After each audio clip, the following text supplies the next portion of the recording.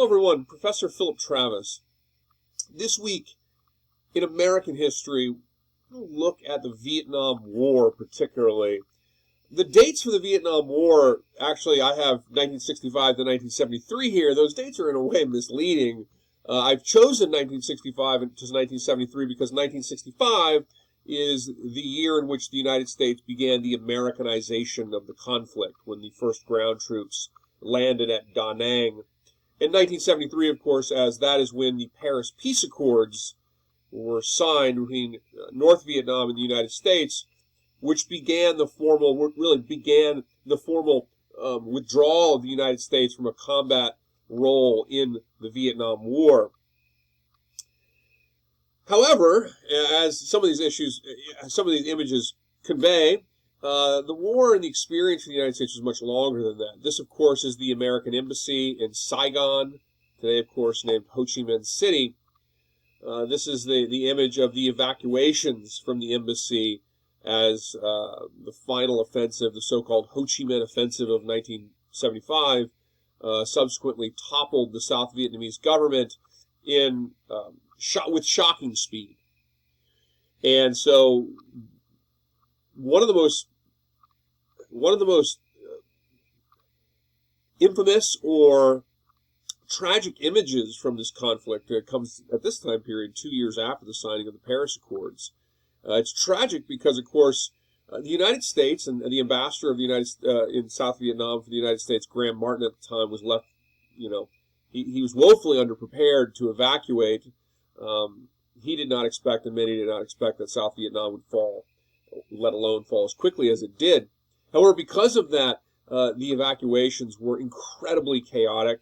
There are images of helicopters being pushed off of American ships into the ocean to make room for people being evacuated, American personnel, as well as allies and friends from the South Vietnamese military and government that were trying to get out of the country. And the reality is, many people that wished to go were unable to go, and afterwards that leads to a huge, significant refugee situation, as refugees over the years began to flee communist-controlled Vietnam.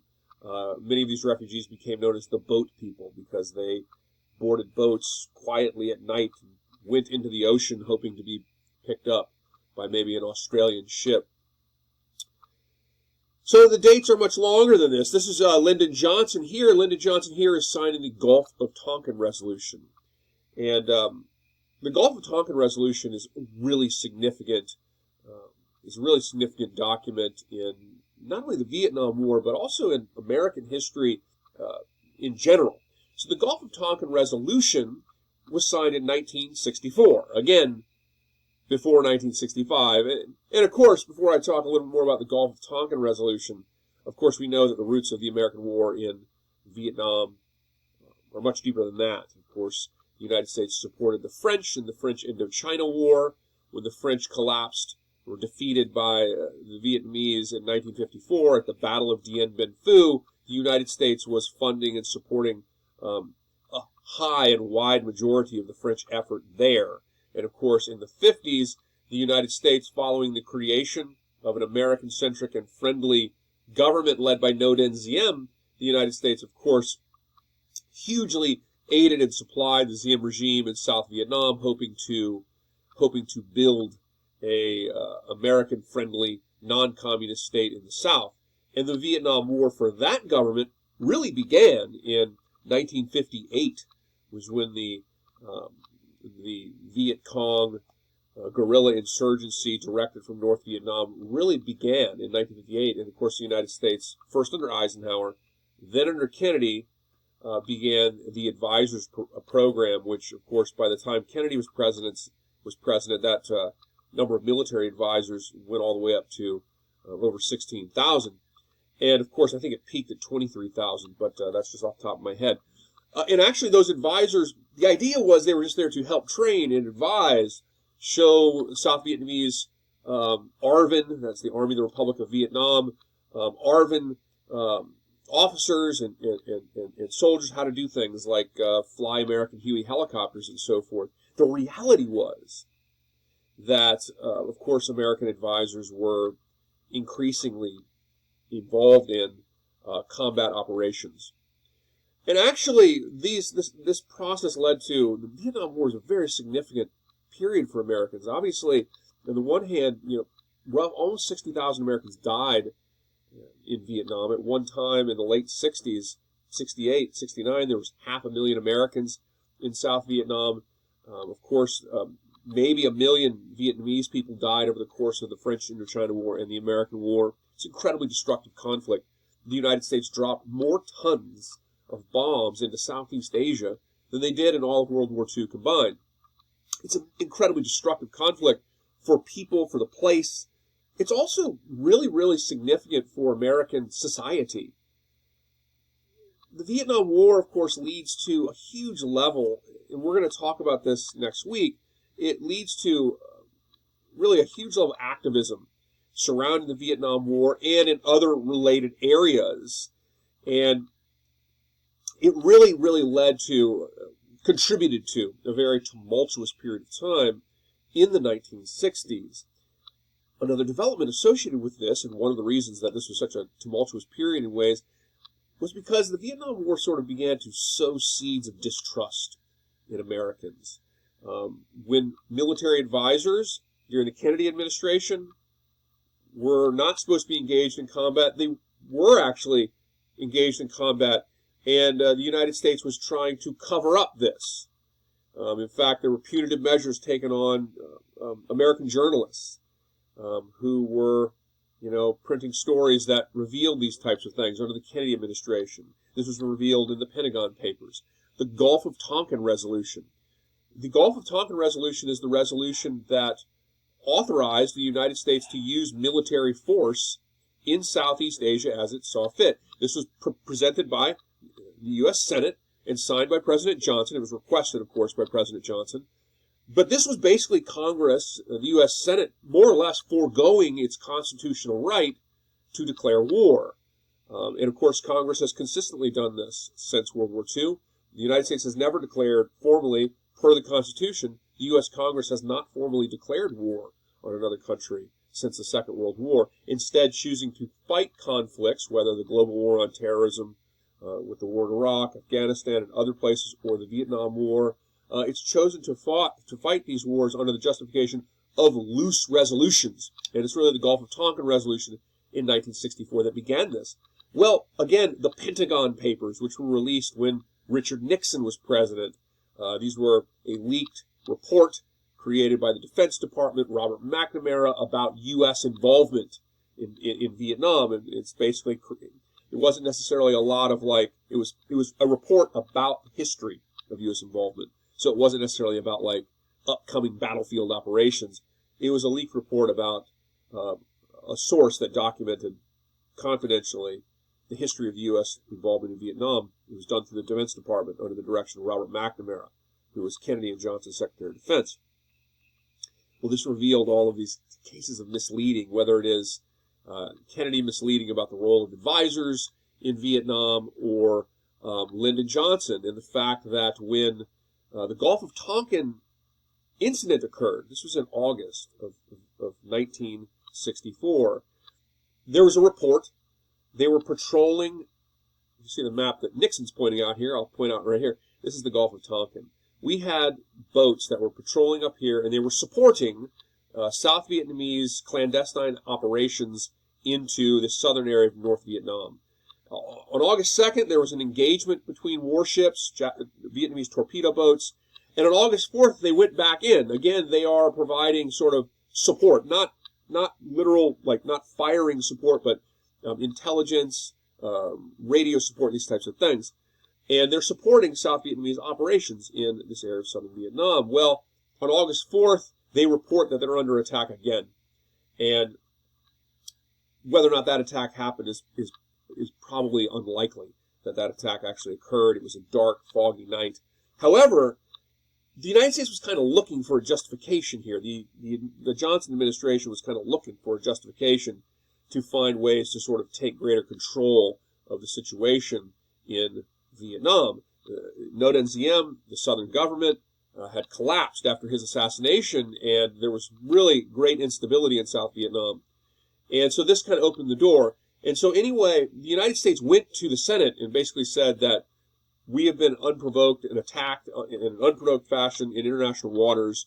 And they asked for this resolution to justify the United States using military force when it saw necessary to protect American security and interests in Southeast Asia. This becomes the whole basis for the Vietnam War. And when Nixon became president, he's pointing out his invasion that he ordered of Cambodia. When Nixon becomes president, inaugurated in 1969, Richard Nixon expanded the war. Even though American soldiers were being slowly withdrawn from the war, and they were turning the war increasingly over to the Vietnamese, they actually expanded bombing operations in certain areas, particularly up in the north, but they also expanded direct operations into border regions of both Laos and Cambodia. And these had a lot of consequences. And here's Nixon's pointing out the Cambodian incursion of 1970, this invasion that the United States led into border areas, sanctuary areas for North Vietnamese supply lines that came down through the Ho Chi Minh Trail here. But the point with that is, even at this point, the operations were all justified on the basis of the Gulf of Tonkin Resolution. Congress really couldn't do anything about it unless they wanted to stop funding that altogether. But, of course, that would put Americans at risk who are in the field, right? So you couldn't do that. So this loose resolution meant that the executive branch, regardless of who was president, could sort of expand operations in Vietnam as they saw fit, because that's basically what the resolution said. The Gulf of Tonkin Resolution is an example of the beginning of undeclared war, and loose undeclared war. And that is really the sort of model as the world became sort of, if you will, more interconnected, the United States' role more globally involved in the war. Many policymakers felt that it was necessary to have a process of engagement in the war in support of allies that was not as cumbersome as the request for a congressional war declaration. And so effectively, the Constitution wasn't changed by an amendment, but in practice, the Constitution was kind of changed in practice, because really the United States doesn't declare war anymore. It really engages on these types of resolutions, whether it is the resolutions following the September 11th attacks or the resolutions in 1964 following events in the Gulf of Tonkin. However, really quick, and I'll finish up here, this was controversial not only because when the war became really unpopular, Congress had limited ability to do things about it.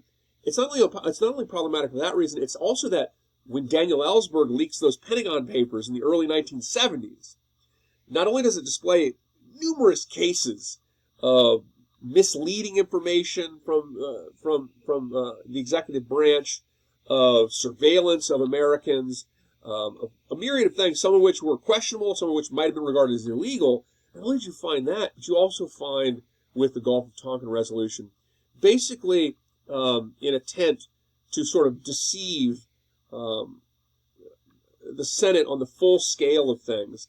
And there was also issues with intelligence, and when the intelligence showed that likely the basis for the resolution, even as it was not founded, even then the United States executive branch did not step back from that. They didn't change the story.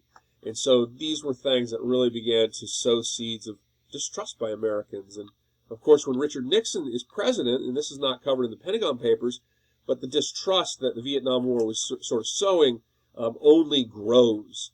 The invasion of Cambodia. The United States thought they were supposed to be getting out of Vietnam, and Nixon, announces this invasion, this secret bombing of Cambodia that had been going on for a year, and then the American soldiers that had been sent into Cambodia. Huge protests resulted as a result of this in 1970, resulting in events like the tragic shooting of 4 college students on Kent State University campus by National Guardsmen. And then, of course, Richard Nixon, other elements of Richard Nixon's sort of illegal dealings related to Watergate, for example, the break-in of Daniel Ellsberg, the Pentagon Papers leakers, doctor's office.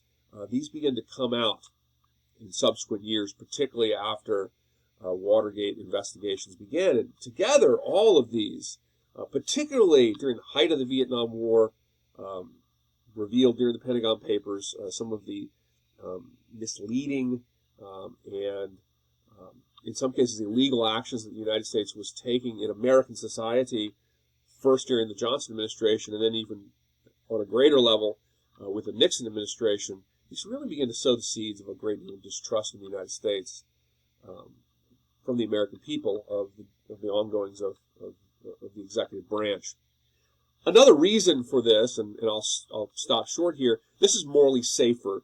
This is him in his controversial Cam Ney news report. We're going to read this week in my class. We're going to read our class. We're going to read this week